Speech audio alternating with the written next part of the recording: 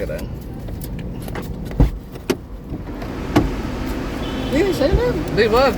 Ha? Oh, okay na yun. Ano lang naman yun. 1.3 lang naman yung presyo ko. Ay, sige, thank you sir ha.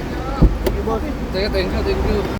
So yun mga lods, no, from Taiwan na naman to si sir, sinundo natin sa Terminal 1. Sinundo rin to ng mga anak niya. So yun lang mga lods, naghanapan sila kasi yung mga anak niya is nasa departure. Tapos sir sa Terminal 1, hindi siya nakakonek sa wifi ng airport. Kaya nakikitawag na lang daw siya sa nagbubuk ng mga taxi doon. So ganun lang mga lods, pag di kayo makakonek sa wifi talaga, may number naman akong pina-forward sa inyo. Pwede kayong makiusap or makitawag. Huwag na kayo bumili ng SIM card kasi napakamahal kasi sa airport yung SIM card, no. Si partner pala niya mga lods sa ibang bansa rin ang nag-book sa atin. Si di daw gaanong marunong si sir mag-book, no, kung paano mag-message sa atin. Magpapahatid to sila sa Genesis Cubao.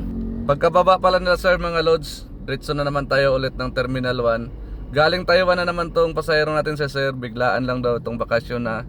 Tapos biglaan lang din tong chat niya sa atin kung pwede magpasundo daw. So wala naman problema sa atin kasi malayo naman yung pagitan ng oras ng susunduin natin pagkatapos niya.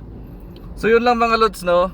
Maraming salamat pala sa patuloy yung pagtitiwala at sa mga nagtitiwala. Lalong lalo na sa mga OFW dyan na nagpapa-schedule na sa atin.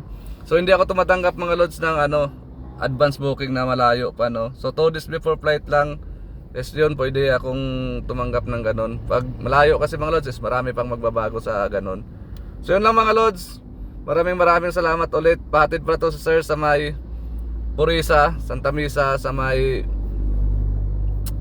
paradahan ng Eveliner, biyaheng Tagkawayan, Quezon.